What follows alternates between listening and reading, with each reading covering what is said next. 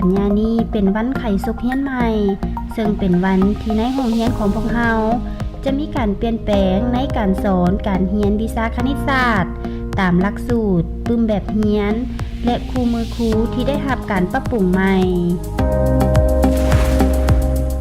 แสงเดือนลาจันทบูรณ์รัฐมนตรีกระทรวงศึกษาธิการและกีฬาและทานโฮชิฮารุโยเนะยามะหัวหน้าองค์การใจกล้าประจำลาวได้ลงไปมอบปึ้มแบบเรียนและครูมือครู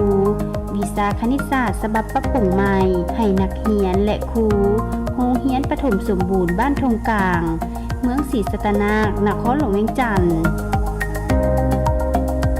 เฉพาะปีนี้นี่หลักสูตรก็ยังแม่นอันเก่าของเขาแต่ว่าพวกเขามีปื้มแบบเรียนใหม่คณิตศาสตร์ป .1 ผ่านเป็นจังเขาจังเฮ็ดใหม่เพราะว่าได้รับข่าวจากส่งข่าวจากครูและจากพ่อแม่นักเรียนว่าอยากเข้าใจยากสำหรับเลขขั้นประถมฉะนั้นกระทรวงศึกษาธิการและกีฬาพวกเขาโดยเฉพาะสถาบันค้นคว้าวิทยาศาสตร์การศึกษา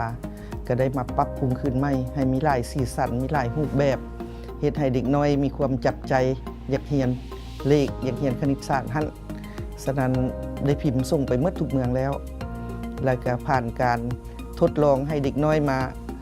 สัมผัสเบิ่งเขาเจ้าก็ว่าเข้าใจง่ายกว่าเก่าแล้วก็มีความสนใจเพราะว่ามีปื้มมีรูปภาพอันนั้น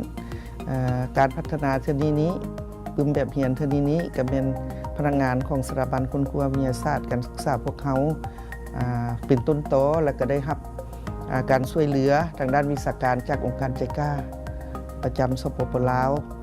ก็ได้มีทุนสมทบจำนวนหนึ่งนั้นปื้มแบบเรียนตัวนี้นี่ถือว่าคิดว่าจะเป็นน่าจับใจให้ครูและนักเรียนแต่ถึงแนวใดก็ตามในเมื่อว่ามันเป็นปื้มใหม่ฉะนั้นก็ยังเรียกร้องมานำผู้บริหารการศึกษาและพ่อแม่นักเรียนจงได้เอาใจใส่ช่วยเหลือลูกเต้าเพื่อเรียนปื้มแบบใหม่นี้ให้ได้ดี